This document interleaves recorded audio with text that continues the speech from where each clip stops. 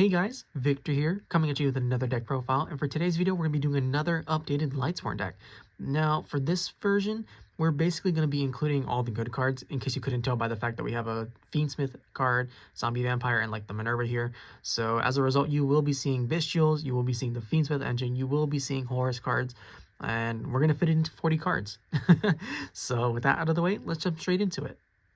As always, we're going to be starting off with the monster lineup first, and as a result, we are of course going to be playing 3 Lightsworn Dragonling. This card, as long as you have a Lightsworn monster in your graveyard, basically does whatever you want it to, right? As you can special summon it, then when it's special summoned, you can foolish any Lightsworn card from deck to grave, so you can send your aegises, you can send your Wulfs, your Felis, whatever.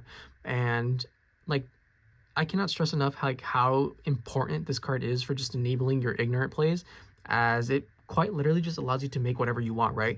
As with the monster that you send, you can link, synchro, exceed, and then those cards are just continue to like evolve into even more degenerate plays that your opponent's gonna have difficulty dealing with, and things really do spiral out of control once this card hits the field and resolves. So it really is that damn good. And not to mention that when it's sent to the graveyard, it's also able to search out either your punishment dragon or your judgment dragon, depending on which one you play. Sometimes you play both, sometimes you play one or the other, and sometimes you don't play either, which, you know, totally valid. It's honestly up to you. But yeah, this card just does so much for the deck that you have to play it at 3. And then for the other 3 of Lightsworn monster, it's of course going to be 3 Weiss Lightsworn Archfiend. Another level 4 light tuner monster that pretty much allows you to have full access, as it takes your bricks in the form of Wulf and Felis, stacks them on top of your deck. Then you get to free special summon this card and then mill 2 cards, including the card you just stacked. So, you know, this card is already really good in like a normal Lightsworn deck, but once you combine it with the Fiendsmith engine, its true potential just becomes unlocked, right? As it's a level 4 light fiend monster. So this card, in addition to just opening up like all your synchro plays or your exceed plays, will quite literally on its own give you access to your entire Fiendsmith engine, which means that even without committing too many resources, right, you can basically go straight for like an Nibiru protection in the form of High King Caesar. Or if your hand is a little bit on the weaker side and you decide to play it, you can go for something like a Pilgrim Reaper to mill 5 cards and just go to town on your opponent. So yeah, Weiss Lightsworn Archfiend in a regular Lightsworn deck, it's already solid. But when you combine it with the Fiendsmith engine, it's just ridiculous what it's able to accomplish on its own. So yeah, gotta play 3 of that. And then for the 2 ofs, we're playing the 2 Felis Lightsworn Archfiend and the 2 Wulf Lightsworn Beasts. They're milled, they get to special summon themselves back. Literally just free bodies that allow us to continue playing even harder. However, in the case of Felis, like I always say, if it's milled by a spell or something, it will not activate. It has to be milled by a monster in order to trigger. So, you know, just be aware of that. Then for the 1 of Lightsworns, we're just playing the 1 Raiden hand of the Lightsworn. I always say that this deck doesn't need its normal summon, and I still stand by that, just because so many of the cards in this deck are just naturally special summoning themselves. So having like a 1 of Raiden to sometimes just normal summon it is pretty invaluable, honestly, as there are a lot of times where you can just start the Raiden, and even if you don't like need its effect, it's fantastic at just baiting out hand traps, right? Especially against like the more inexperienced players, where they'll just immediately hit it with like an Imperm or an Ash or whatever, and then you're just free to, you know, full combo them as a result. You know, and then not to mention it's a level 4 tuner, so it also gives you pretty easy access to like all your level 8 and 10 synchros that you play.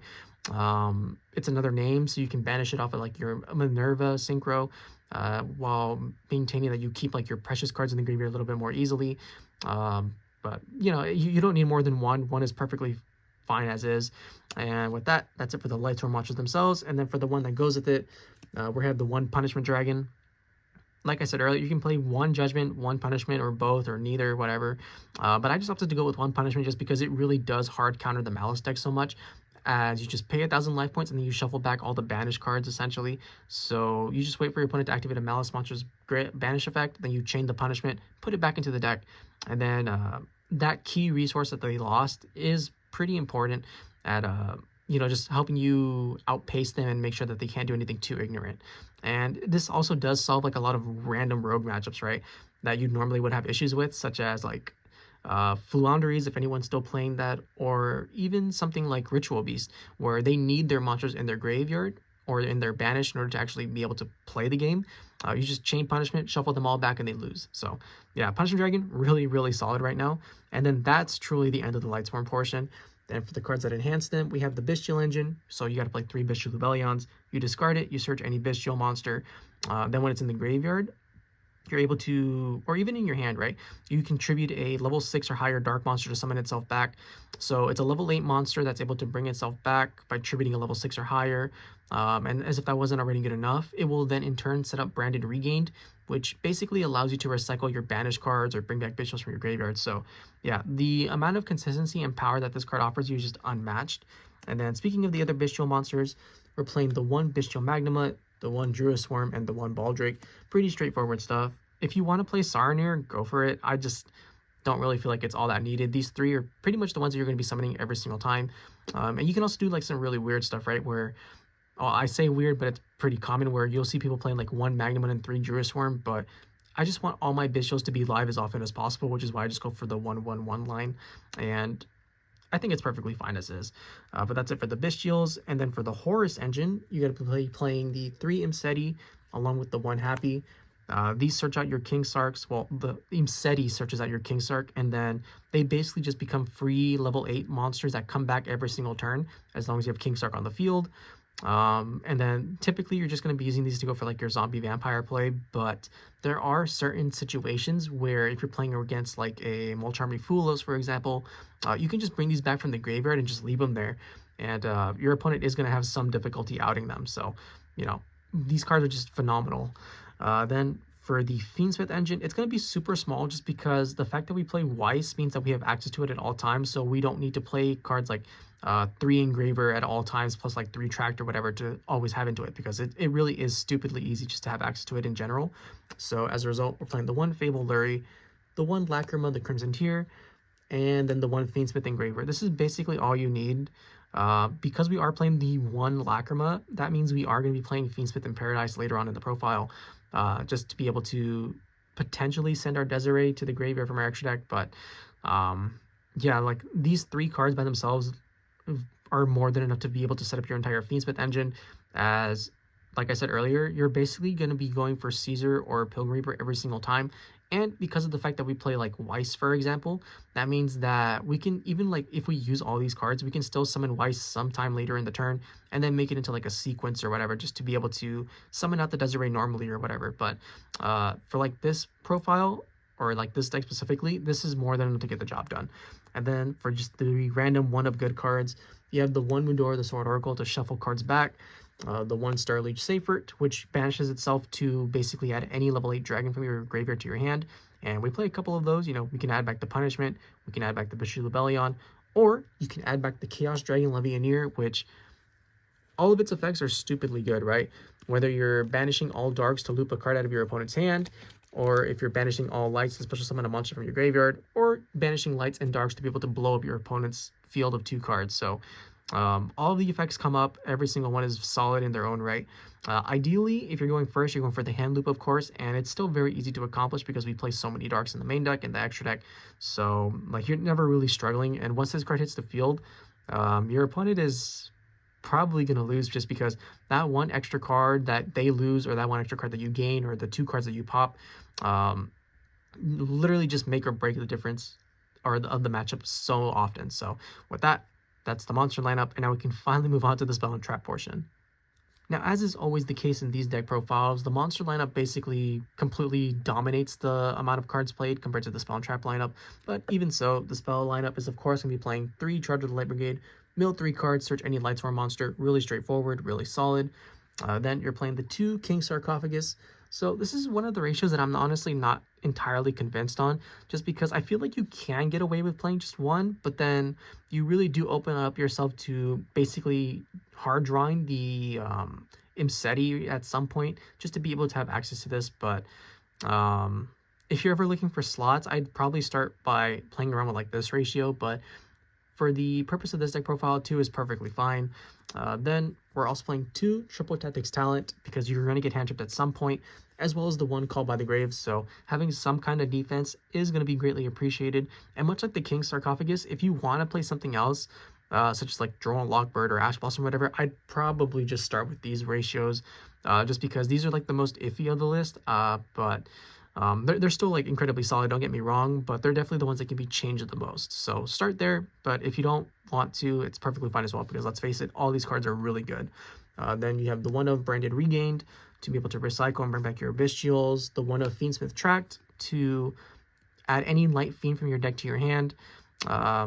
We really don't even really use this all that often, just because, like I said, we prefer the Fiendsmith cards to be in the deck themselves, just so that we don't get like blown up by cards like Drone Lockbird, which will happen if you start with Engraver, right? Because you go activate Engraver, add Tract, and you get Drolled, and the Tract just becomes worthless at that point.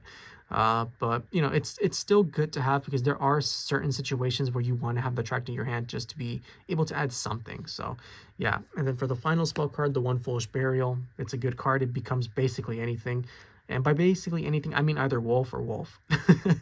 But yeah, you know, you can send like a Starliege seyfert to add back a Chaos Dragon levianeer, or you can add any of your Bystials or whatever. So it's just a solid card that lets you do what you need in a certain moment.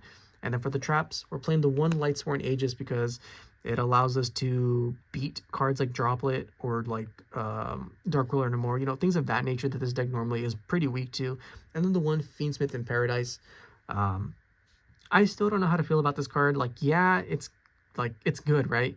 You just send it during your turn or whatever, and then you banish it, and then you can send like a Desiree to like send another card. But I don't know. I feel like this would probably be better suited for something else. But because we play like a small 1/1/1 line for the Fiendsmith engine, this is perfectly fine. If I wasn't playing this, I'd probably be playing like a second Engraver, but like I said, it's fine. And with that, that's the spell and trap lineup, and now we can finally move on to the extra deck.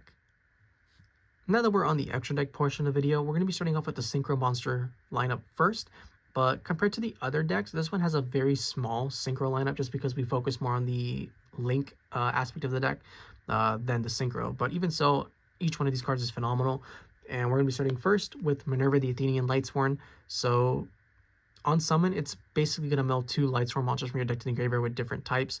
And then you're going to be able to banish 4 Lightsworn monsters from your graveyard at some point to be able to mill 4 more cards. So just off of this card being summoned, you've essentially just gotten your deck down to 30 cards. So you've basically like gone through a quarter of your deck already. And that's going to be greatly appreciated, because we're going to be milling as much as possible to essentially try to mill every single card in our deck to the graveyard, as that allows us to essentially just win the game right then and there, right? So yeah, Minerva, the Athenian Lightsworm, very, very good. And then we're playing the one Bystial Dis Pater. We play so many level 4 light tuner monsters that we basically have to include Dis Pater, right? Especially because it pairs really well with the level 4s and then our Bystial level 6s. And I don't really know what to say, right? This card, it's so good at what it does. It's able to bring back your banished monsters, and then when your opponent decides to activate their effect, you can shuffle back your monsters to be able to destroy that card. Or if you shuffle back one of your opponent's Lights and Darks, you're able to negate that card. So Dis Pater on its own is honestly possible to just like free up the Malice matchup right then and there, as they'll activate their Malice effect. You just chain the Dis Pater, shuffle it back, and then negate it. But don't tell the Malice players that. But yeah, this card, it just generates so much free value that it's insane. And it is such a pain in the ass to get rid of as well, because you're always going to have like branded regain on the field at some point. So if you're like your opponent like kaiju's you or whatever, you can always just bring it back, and then they'll have to deal with it again. So yeah, Dis Pater, awesome card. And then for the final Synchro monster, the one Chaos Angel, we play so many level 4 and 6 Lights and Darks that this card being included is honestly a no-brainer. On special, it'll banish a card, and then depending on what uses material, it can either not be destroyed by battle or unaffected by your opponent's monster's effects. And that applies to all your Synchro monsters. And because we play both Lights and Darks, both of those effects are pretty much going to apply every single time, but not always, but most of the time. And that's it for the Synchros. And then for the Exceeds, we're playing the level 4 Minerva. Just, you mill 3 cards for every Lightsworn card you hit, you draw a card, so great for consistency. And then for the Fiendsmith engine, we're playing the High King Caesar along with the Pilgrim Reaper. As stated previously, if your hand is weak, you go for the Pilgrim to mill 5, and if your hand is strong, you go for the High King Caesar, just to make sure that your board is even stronger and that you don't auto lose to like an opponent's like Nibiru or whatever. But yeah, both cards really great at what they do. And then for the final Exceed, we play the one Zombie Vampire. You play so many level 8 monsters that you have to include this card, as you get to mill 4 cards from both players' decks, and then you get a special summon a monster for free. So you know, it gives you knowledge of your opponent's deck, and you get a free body on the field. What's not to love? And that's it for the Exceeds. And then for the Fusions, we're playing the one Necroquip Princess. Because we play the 1/1/1 line for the Light Fiends, this card is extremely important just to ensure that we can actually play a level 6 monster. And it's, you know, it's just really good. You just equip your Lacrima with or even like the engraver with like your Fiendsmith Requiem from the graveyard, you turn it into this, and then you activate your engraver's effect to come back, and then you overlay both of them. So yeah, Necroquip, pretty solid. And for the other fusion, we're playing the Fiendsmith Desiree, also another card that's incredibly easy to make, and it's basically Lightsworn Aegis but in monster form. And all you need is for it to be equipped with like a link monster for one of your Fiendsmith links or whatever, whether it's Desiree, whether it's Sequence or Requiem, it doesn't really matter. The one negate, when paired with like the Aegis, is typically going to be too much for your opponent to overcome. So yeah, card's broken, and then when it's sent to the graveyard, you get to like send a card from your opponent's field to the grave and then recycle a resource or whatever. So yeah, this card pretty nice. And that's it for the fusions. And then we just play a bunch of links. So we play the Requiem to cheat out the Lacrima from deck. We play Moon of the Closed Heaven so that any 2 monsters can become a Light Fiend. Then we play Sequence to shuffle back our Light Fiends to make the Desiree. We play the IP Masquerena because it's always going to allow us to summon out the SP Little Knight. And then we're playing the Hieratic Seal of the Heavenly Spheres because it just takes 2 dragon monsters, which we play plenty of, and it's just a broken card in general, as it's able to bounce back face-up cards in the field, and then special summon a dragon monster from your deck, whether it's like a druiswurm, a Magnamhut, seyfert, Dragonling, whatever. The value that this card generates on its own is phenomenal, and even if it's like the only card on your field, it's still going to be a major pain for most decks to deal with. Like, it really is that damn good. And then for the final monster, we're playing the one Saryuja Skull Dread, just because you're constantly flooding the field with monsters that you need to get rid of. So you just make Skull Dread, and then you draw 4, fix your hand by putting the bricks at the bottom, and then you continue to just power your way through your opponent's plays. And with that, that's the Lightsworn deck. I hope you guys enjoyed it. If you did, please feel free to like, comment, subscribe, and I'll catch you guys next time. See ya!